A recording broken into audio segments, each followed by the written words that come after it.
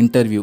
எத்தனை பேருக்கு North Korea தெரியும்? நார்த் கொரியாவோட supreme leader Kim Jong Un எத்தனை பேருக்கு தெரியும்? அவரை பற்றின படம் தாங்க இது. பெரிய கான்ட்ரவர்ஷியலான படம் 2014. ஏன்னா இந்த படத்தை ரிலீஸ் பண்ணால் கிம் ஜாங் உன் அமெரிக்கா மேலே வார் எடுத்து வருவேன் ஃபேக்ஸ் அனுப்பியிருந்தாரு. ஸோ அந்த அளவுக்கு இந்த படம் ரொம்ப கான்ட்ரவர்ஷியலான படம். எவ்வளவோ ஹேக்கர்ஸ் எல்லாம் கிம் ஜாங் உன் ஹையர் பண்ணாருன்னு சொல்லிட்டு நியூஸ்லாம் இருக்கு. சோனி பிக்சர்ஸ் ஹேக் பண்ணி அந்த படத்தையே தூக்கணும்னு சொல்லிட்டு.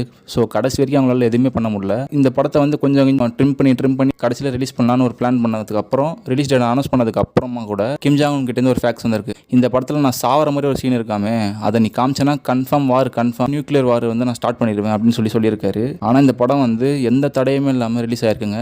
ஸோ வீடியோக்குள்ளே போயிடலாம் கைஸ்.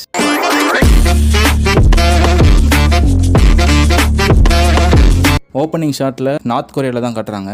ஒரு சின்ன பொண்ணு ஏதோ ஒரு பாட்டு பாடின்னு இருக்கு. செம்ம அழகாக பாட்டு பாடின்னு இருக்குங்க. ஆயிரக்கணக்கான ஜனங்க அதுக்கு முன்னாடி நின்று பார்த்துட்டு இருக்காங்க.